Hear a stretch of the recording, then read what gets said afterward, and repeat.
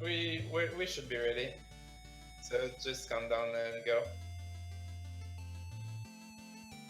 All right. 3, 2, 1, start. Good luck. So this game, Shovel Knight Plague of Shadows, is the DLC kind of alternate story of the Shovel Knight campaigns. It's a free DLC add-on. It takes place at the same time as the other games. So it's pretty great. You can see basically like the same levels, but with a totally different character. As you can see, Plague Knight plays completely differently from Shovel Knight did. He has this charge attack called the Bomb Burst, which is like a big jump, and is a double jump too. So when you combine your grounded jump, double jump, and bomb bursts, which are done by charging your bomb attack, you can basically combine it to have 4 jumps just by default, and then you can extend that even more with things like screen transitions. So Breadpan is right now, he's in the Plains of Passage, which is a pretty challenging stage, even though it's the first one. Just hard to go fast in it, because it's pretty tight. So Breadpan is actually coming up on the first and only glitch that we're going to be seeing in this run. It's a way to skip a couple rooms in any percent. So right here, he's going to be bursting basically above where he should be during the screen transition and skipping a couple rooms. So that was pretty great. Now he's coming up on the Black Knight fight. Pretty easy fight.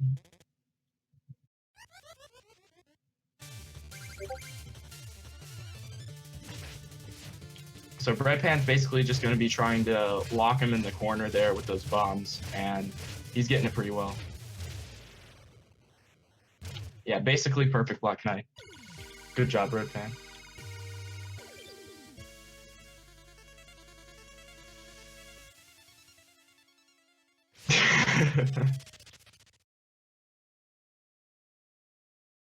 So next, Breadpan is going to be heading to the village. And Plague Knight, since he's a villain, he's not allowed in the village. The villagers don't like him. So he's got to go to somewhere else.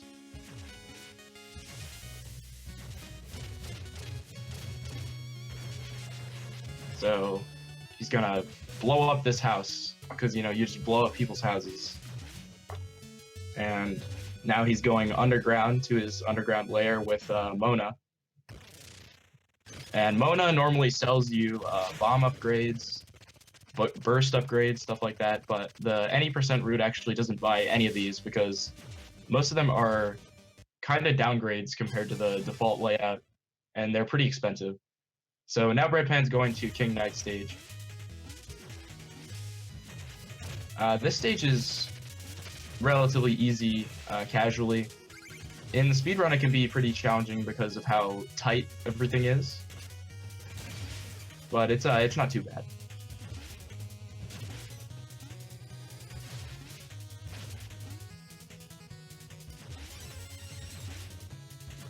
So Breadpan is actually not going to be buying a single item until he buys the Staff of Striking in Propeller Knight stage. So Breadpan's going to be skipping all the secret areas and all of the places to buy relics in the stages.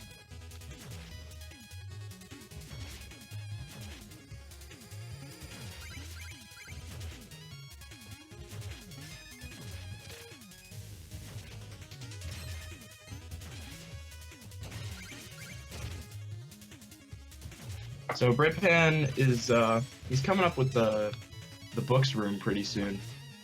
And normally in Shovel Knight, you would have to bounce on the books, but Plague Knight can basically just fly over them. He doesn't even need to trigger the books in that section, or in the second section. Here he's going to actually damage boost off of the rat to get invincibility and fly through those pop cycles. So now he's going into King Knight's fight.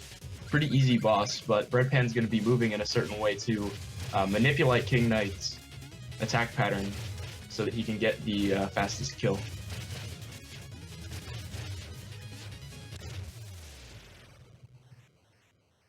pretty good kill.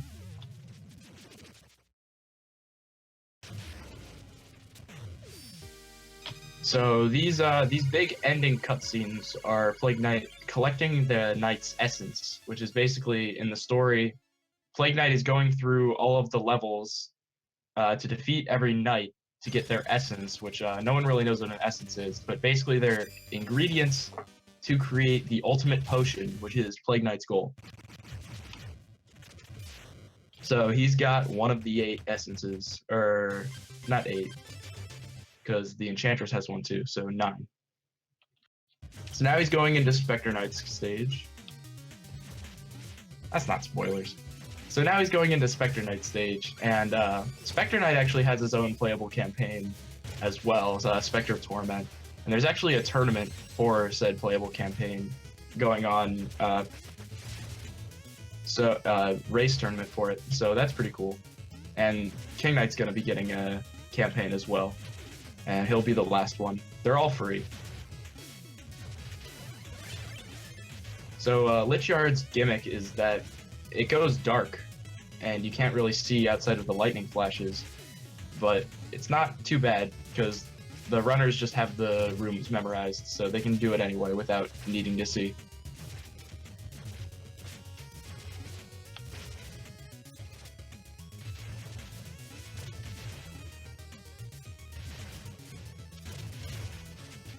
So in this room here, Breadpan actually has to move that skull onto the weighted platform so that the platform will move down.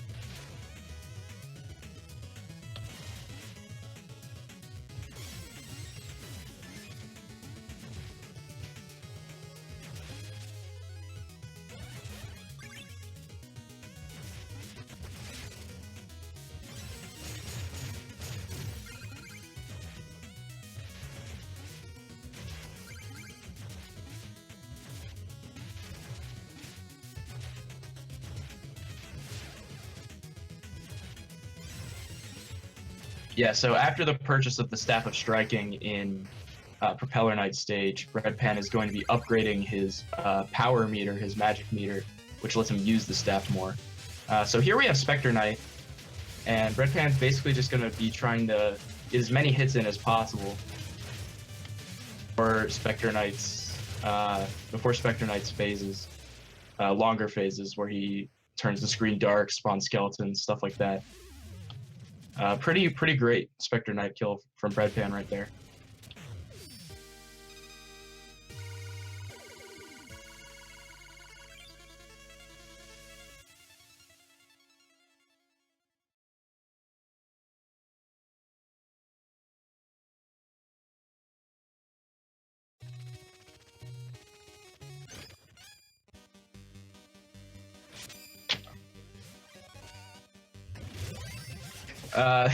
The Explodatorium is a pretty great stage in my opinion. It's Plague Knight's own stage. So when you're playing a Shovel Knight, you would need to fight Plague Knight at the end, but Plague Knight has to go through the level himself. So we'll see what he does instead of fighting himself at the end. So this stage actually for the boss fight requires you to have 2 health bubbles or below when you enter the fight, which sounds pretty scary because it is. So basically you need to purposely take damage throughout the fight, and this is because in the speed run you actually perform a stun lock on the boss of this room, similar to the one that was done on Black Knight, because this boss that's coming up can take hit stun damage. Like the other bosses, when you hit them, they would just kind of continue on with what they were doing. With Black Knight, he would kind of bounce every time he got hit. So this boss does that too. So basically, you can stun lock him. But the reason you want to have him at 2 health or enter the fight at 2 health is because he actually has an ability that he can use to exit said stun lock, which actually comes out on frame 1. So it's pretty hard to not have him to get the stun lock when he uses that. So if you have less than 2 health, he can't use that invincibility item. So Breadpan is going to be taking some purposeful hits in this next area. he's probably going to be using either the fire or one of the purple goo things, because those deal a full heart instead of half of a heart.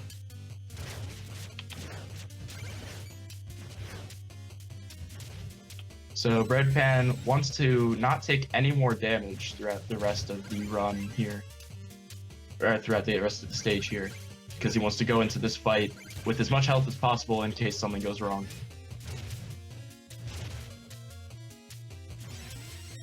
So now we're entering the boss fight. And the dramatic reveal, it's Shovel Knight. So this boss is really annoying. Oh wow, he broke out of the stun lock. That is not good at all.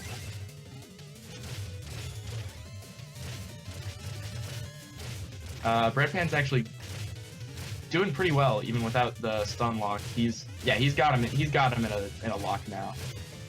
That's the real lock. He can't get out of that. Oh wait, he did get out of it. Cool. So yeah, every speedrunner absolutely loves this split because Shovel Knight likes to waste a million years whenever he can.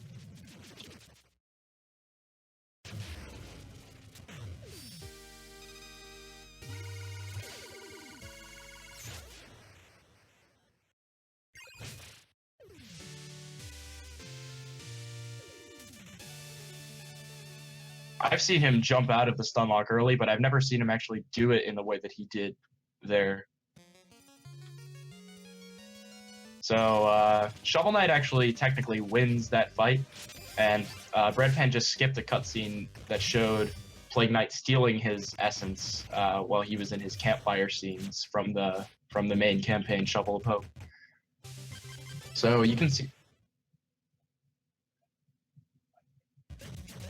yeah. So we could see Reese on the map there, but Breadpan's not gonna have to worry about any mini bosses because of programming added in by Yacht Club Games. Basically detects how fast you're going throughout the game and makes it so that the random encounters are pretty much disabled if you're going fast enough. So now Breadpan is in Mole Knight stage, getting a pretty fantastic beetle skip right there. Normally you'd have to ride that beetle throughout this that section, but that's too slow. We're gonna skip him.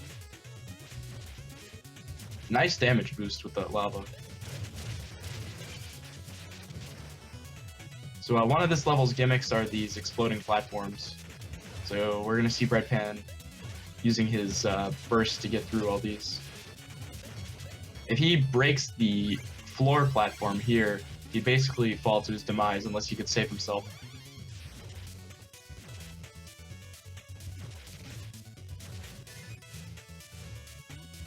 So these green blocks here actually can be used to make the lava turn into goo, as you can see right there. But Breadpan doesn't really need them because he just flies over them anyway. And here he's going to be damage boosting off of this mole minion. And now we're in the second beetle skip. This one's a bit easier than the first, but it's still pretty dangerous. And now we're entering the Mole Knight fight. So Mole Knight has a dash attack that he'll be doing at the beginning. He'll dash back and forth across the screen 3 times, and Breadpan's basically going to be trying to maximize his damage by getting 2 hits or more while he's doing his dashes.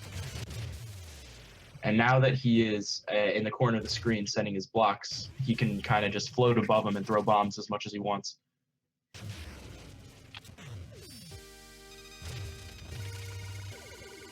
Breadpan actually is doing a bit of a different route here. He does Mole Knight first before Treasure Knight. It's actually technically optimal by a negligible amount of time to do Treasure Knight first, but Breadpan prefers to do Mole Knight first. It loses literally like a negligible amount of time, like 1 second.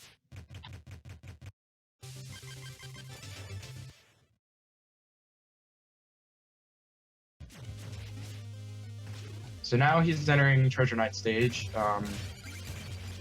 The stage is like the token water level. The water has different physics.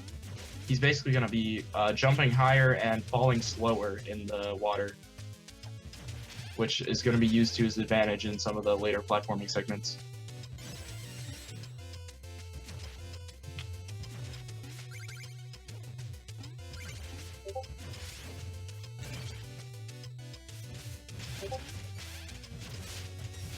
So here he's coming up on the tentacle room, blasting through that tentacle room. That was great. And in this next one, he's going to be trying to hit both of those top two tentacles before they come out, and he got it. So that was pretty good.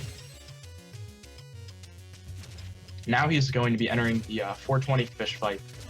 His real name is the Tethalon, but we like to call him 420 fish because he likes to get real high, and that can be annoying when he goes somewhere where you can't really hit him because his movements are random.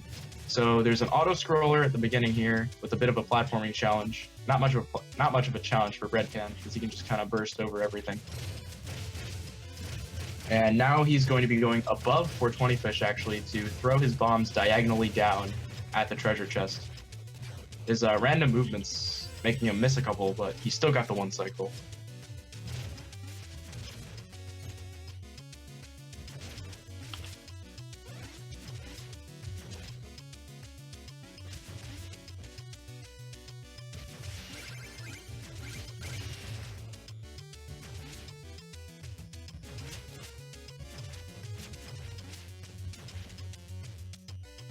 So now he's in the last stretch of this stage. He's gonna be riding some more missiles. Oh, nice damage boost off of that anchor. He's gonna be riding some more missiles in this next segment. It looks pretty challenging, but the timing is actually really lenient. And now he's entering the Treasure Knight fight. Treasure Knight is really easy. That's pretty much all I have to say. He can do some annoying things sometimes that make you lose some time, but no one ever dies to Treasure Knight. He's easy.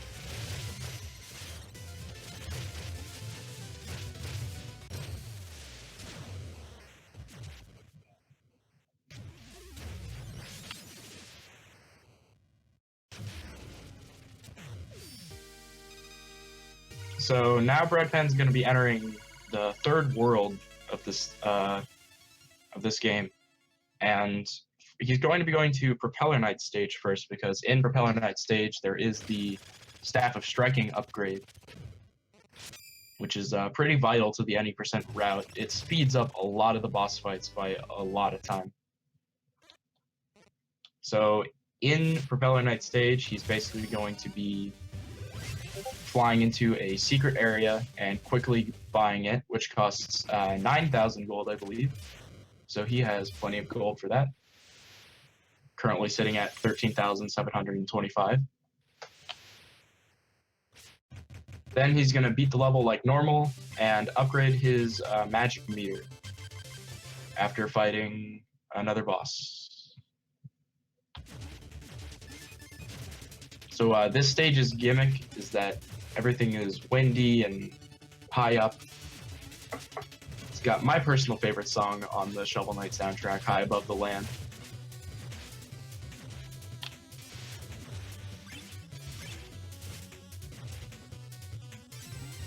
So there are these wind tunnel rooms that actually push Plague Knight forward or upwards or downwards, and we're going to be seeing a pretty cool skip for one of those later. Breadpan actually got the cannonball skip, which is pretty hard, so kudos to Breadpan. Nice damage boost off the Jawa too. And getting the rat damage boost, he uses those invincibility frames to get through that cannonball room quickly. And this is the dinghy dropper. Pretty annoying mini boss. He can waste a lot of time, but not too much. Breadpan got a decent kill. So that secret area is where you can buy the Staff of Striking, which Breadpan will do right now.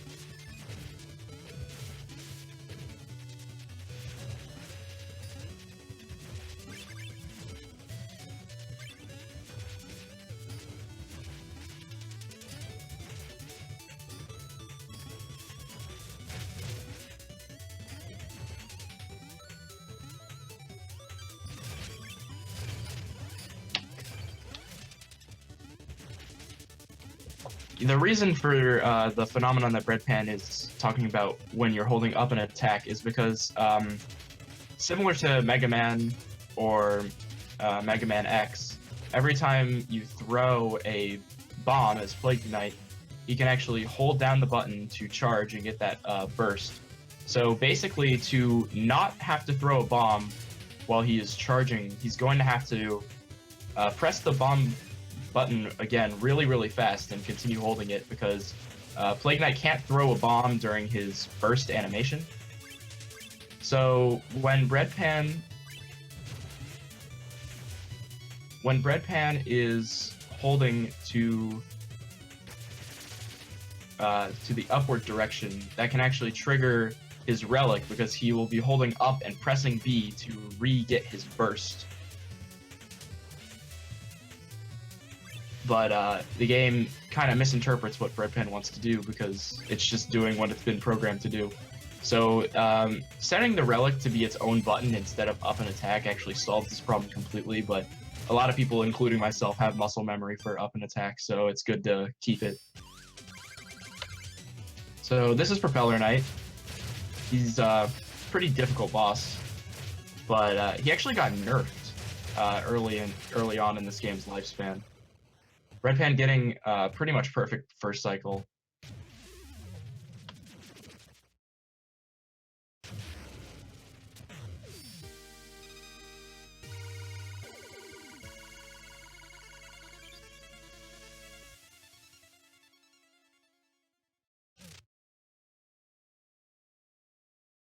So now that Breadpan has the Staff of Striking, he's going to be fighting another boss real quick before he can upgrade. He needs 10,500 total gold to upgrade his magic to 4 bars instead of 2. He has 9,200 right now, and he gets 1,500 from Black Knight here after he defeats him. So this is story stuff. We skip it because we're speedrunning. And now Breadpan's going to be trying to do a similar stunlock on Black Knight as before. Black Knight 2 has those invincible backdashes that he can use to get out of the stunlock, which are completely RNG and kind of annoying. Breadpan dealing with them well.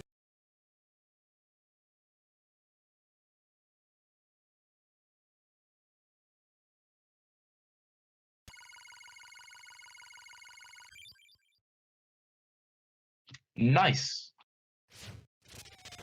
So now Breadpan has enough money to upgrade his magic, which he will be doing right now. So it basically allows him to use the short melee attack, the Staff of Striking, more than, I think it's 8 times normally, or 8 hits.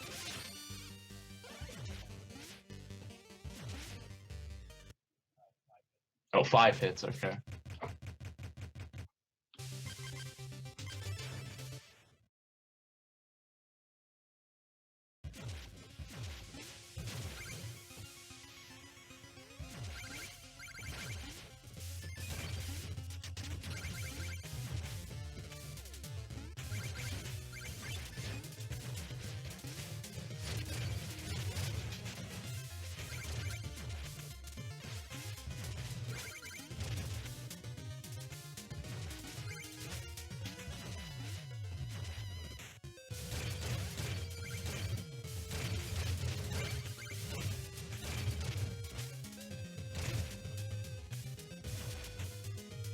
Yeah, this stage is the hardest main stage in my opinion, due to all the spikes and some of the ice physics can be pretty annoying too. But usually you're not on the ground, just kind of flying over it.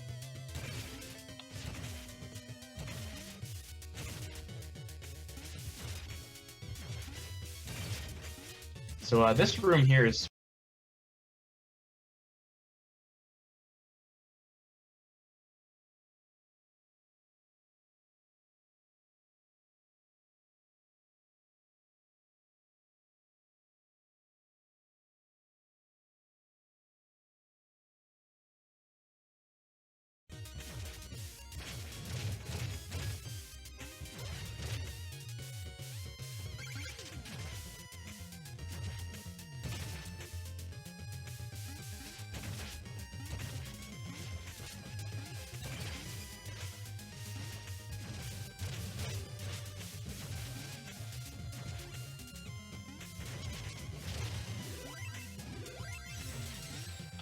So up next is Polar Knight, who's another pretty easy boss fight. But what makes him kind of scary is that he makes spikes in his fight. So if you hit those spikes, it's a one-hit kill. That was a really good kill. Extremely fast. He didn't even get to the point where he could make any real spikes.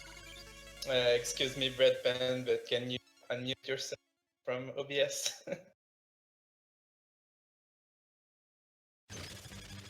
Unmute. Because we can't hear you.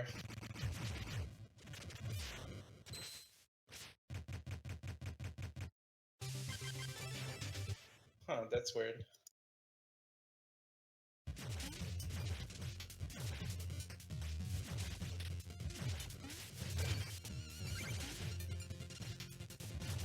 Yeah, and it works. It's working in Discord, which is weird. So anyways, Breadpan's in Tinker Knight stage. Still a pretty challenging stage, but not as hard as Polar Knights or Propeller Knights in my opinion.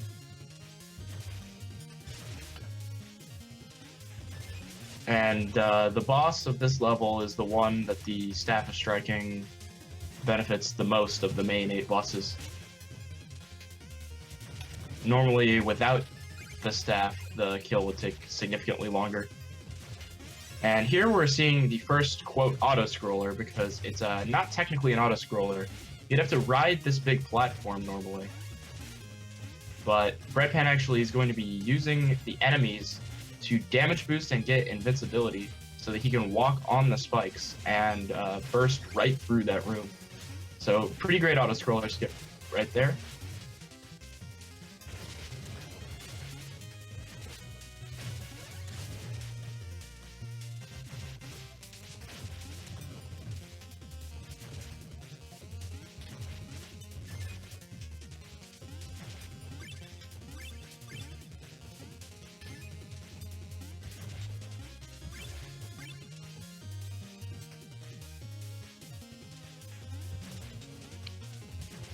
I personally don't go for it because I actually didn't know how to burst properly through that, so good tip from Breadpan.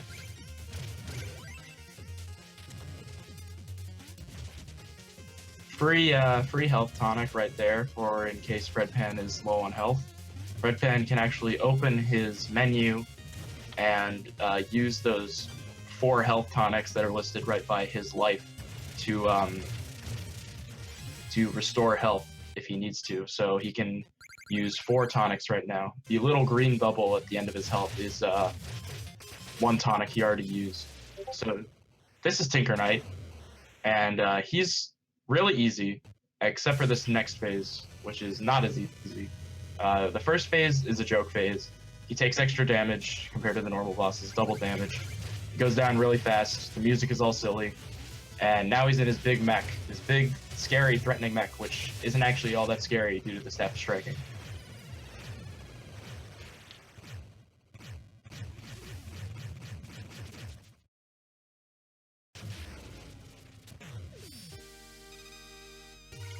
So now that the 8 members of the Order of No Quarter have been defeated, Breadpan is going to be going to the Tower of Fate, where about 1/4 of the run takes place. So even though it's the final 2 or 3 levels, it's most of the run. Or not most, but a large portion of the run, more so than any other level.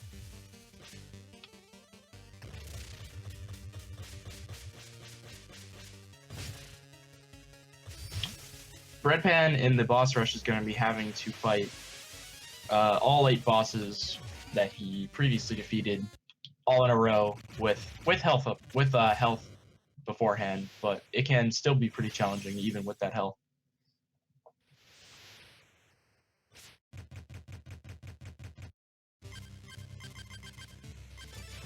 You do have 4. You do have 4 tonics, so I think if you go for it and something goes wrong, you could just use all of them,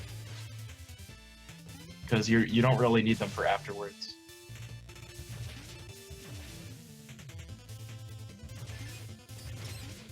Plague Knight actually upgrades his health automatically after every world. So other Shovel Knight characters, Shovel Knight and Spectre Knight, kind of have to worry about their health for most of the game, but Plague Knight doesn't really have to worry about running out of health in the speedrun. So here's the Crusher room. Breadpan's going to be trying to get through this next cycle of the Crusher without getting crushed and as fast as he possibly can. So let's see if he gets it. He did get it. He's going to have to wait here a little bit, but nothing too long.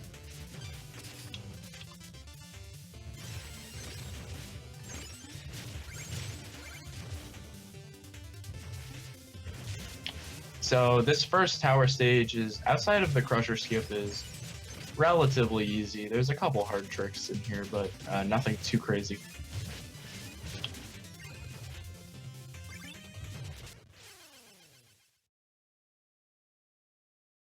Ooh, right before the checkpoint. That's unfortunate.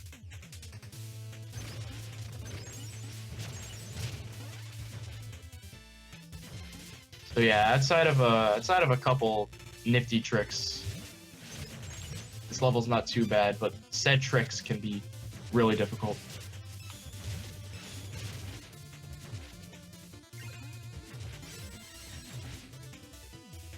Breadpan using his invincibility frames to walk on those spikes again. And now he's going to be damage boosting through a bunch of these enemies. If you turn around while you're about to hit an enemy, you'll actually be knocked through the enemy, because when you're hit, you are knocked backwards no matter what. So Plague Knight can turn backwards. Oh, Breadpan bursted through to the Black Knight room. And this teleporting attack wastes like 5 seconds. So it's pretty bad to get in a normal run. But it's not too bad.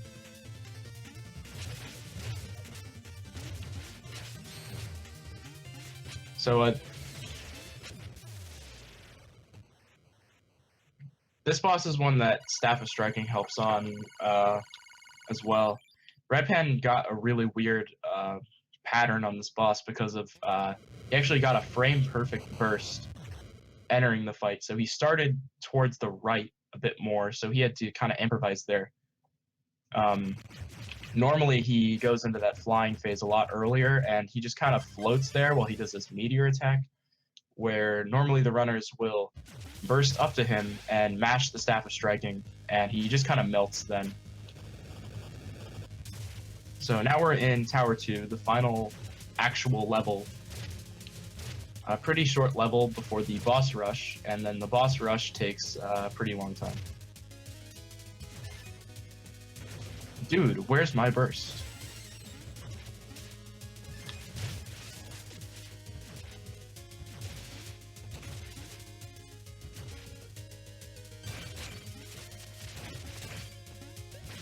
This is we like to call this the Mario Maker room because it makes absolutely no sense. And now he's out of it, so good job, Breadpan.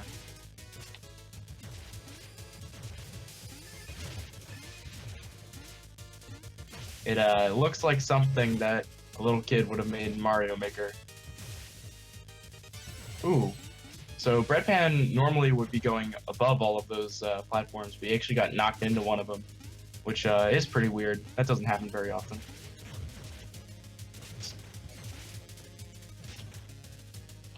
Those green enemies that fly are called hover meanies, but the speedrunning community calls them Jawas because of their resemblance from the to the Star Wars enemy, or not enemy, Star Wars character. So now this final auto-scroller is relatively challenging, but it's still kind of the calm before the storm of the boss rush. And the boss rush is really challenging for the sake that a lot of the bosses can waste a lot of time, because where you start during the fight is not consistent, because they come out in a random order. The only constants in the order is that Shovel Knight is last and Polar Knight will be one of the first three. That is due to the fact that Polar Knight has spikes in his level. So Yacht Club Games was like, wow, it's really annoying when I'm going through the whole rush and then I hit Polar Knight spikes and die. So they basically, to negate that, they made him part of the first 3. But this rush is really challenging because of the fact that Breadpan is going to have to be managing his health throughout the whole time. Not keeping it high, but actually keeping it low. So, assuming...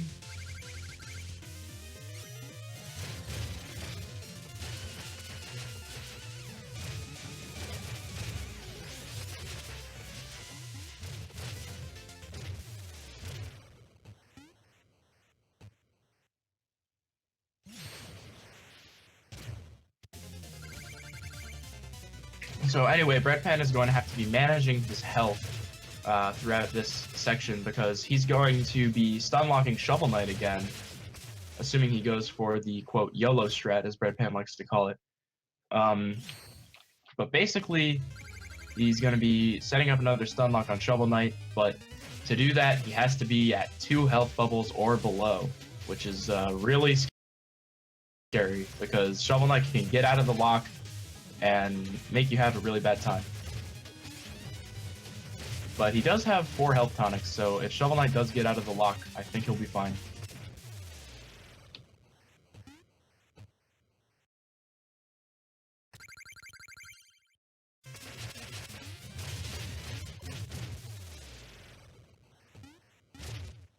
The Staff of Striking saves an especially large amount of time on the boss rush as well, because it allows for strats to be used against bosses that you wouldn't have the staff for normally, like King Knight, Spectre Knight, Treasure Knight, and it helps out a lot on them.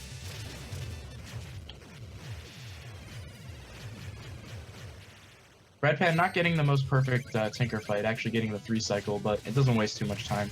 Still a pretty good fight.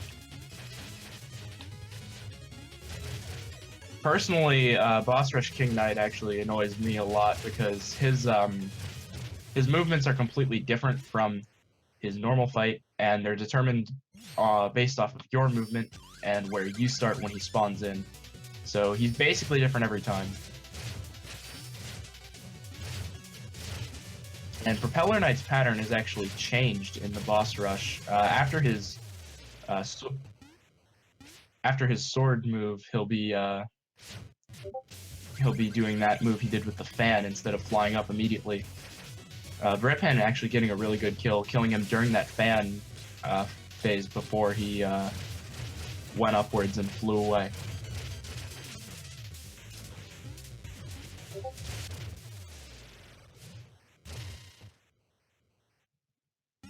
So when Mole Knight digs into the ground, he's got to play a bit of whack-a-mole to try and find him.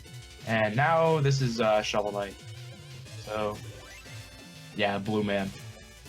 He's especially awful in the boss rush because he can just kind of decide to not let you set up the stun lock.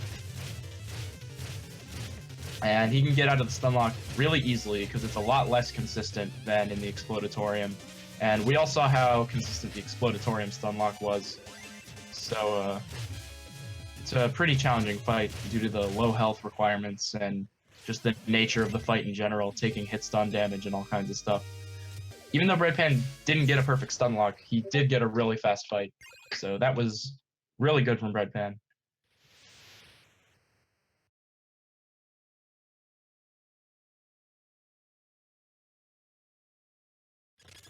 Yeah, Shovel Knight becomes invincible for a full 2 seconds every time he uses the phase locket, which is really annoying. It is definitely not 10. I will tell you that. I'm 99% sure it is 2 seconds. But it is not important because we are entering the final boss level of the game. So first he's going to be doing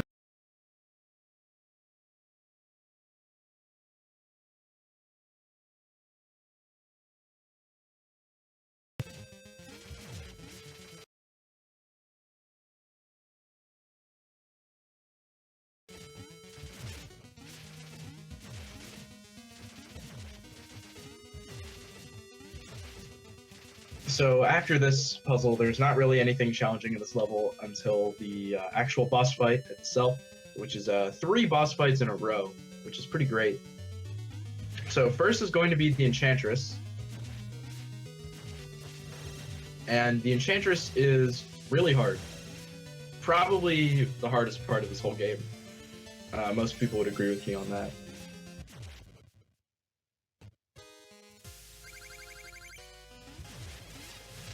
Breadpan going for a different standing placement there by bursting into the room at the right time, but he didn't get it. It's not a big deal at all, though. So the Enchantress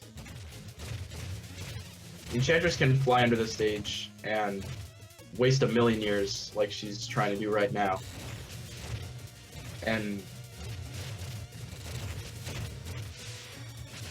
yeah,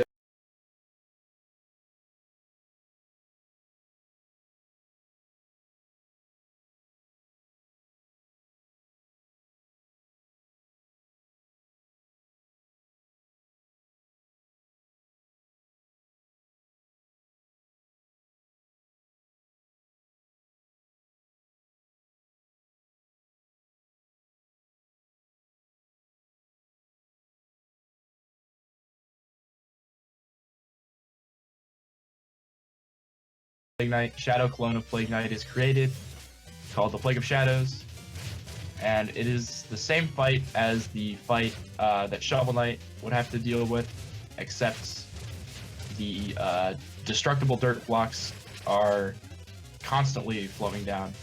So this fight can waste a lot of time because his movements are pretty random.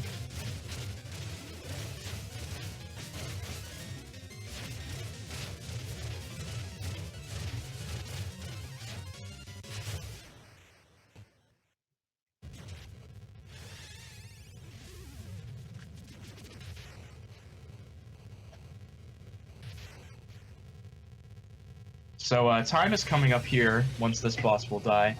The Plague of Shadows absorbs all the essences and becomes the corrupted essence, which kind of makes sense in the story. Not really, but doesn't really make much sense to someone who doesn't know the story. But that's not important. So Breadpan is going to be trying to hit that little bubblegum-looking thing to enable the boss to come down and reveal its weak point. So he's using the staff and optimal bomb throws to kill the boss as fast as he can by hitting the weak point as many times as he can in the duration of time he has. And he did get the 2 cycle. We did not see the legendary 3 cycle, which is pretty great because when you 3 cycle this boss, it wastes a lot of time at the end of the run. So pretty great run from Breadpan.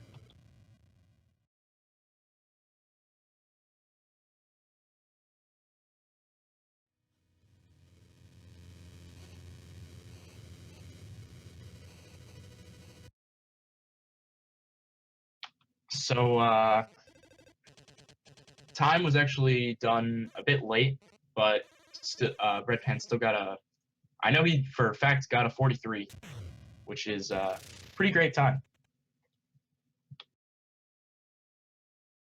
World record for this game is a 39:20, and Breadpan has a what do you have, Breadpan, as your PB?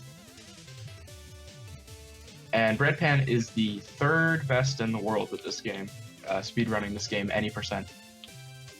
So good run from Breadpan. Very nice.